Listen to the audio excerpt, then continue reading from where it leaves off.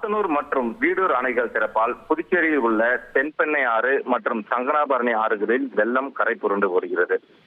இந்த வெள்ளம் காரணமாக ஆற்றை ஒட்டியுள்ள புதுச்சேரி ஆற்றை ஒட்டியுள்ள 25க்கும் மேற்பட்ட கிராமங்கள் கடுமையாக பாதிக்கப்பட்டுள்ளன. இந்நிலையில் சாத்தனூர் அணை திறக்கப்பட்டதால் புதுச்சேரி எல்லை பகுதியான கன்னிக்கோயில் அருகே உள்ள மணப்பட்டி ஏரி உடைந்து அதிலிருந்து வெள்ள நீரானது புதுச்சேரியிலிருந்து கடலூர் செல்லும் பிரதான சாலை நடுவே ஆர்ப்பரித்து ஓடுகிறது. இதன் காரணமாக புதுச்சேரியிலிருந்து கடலூர் செல்ல முடியாமல் வாகனங்கள் திருப்பிவிடப்படுகின்றன.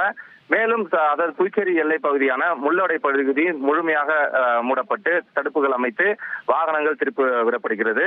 மேலும் தற்போது புதுச்சேரியிலிருந்து அந்த நாகப்பட்டினம் செல்லக்கூடிய அந்த புதிய பைபாஸ் சாலை வழியாகவும் போக்குவரத்து மாற்றமானது செய்யப்பட்டுள்ளது. மேலும் பாகூர் பகுதி முழுவதுமாகவும் இந்த வெள்ளம் காரணமாக பாதிப்பு ஏற்பட்டுள்ளது. அப்பகுதியில் உள்ள பொதுமக்களை பேரிடர் மீட்பு குழுவினர் மீட்டு வருகின்றனர்.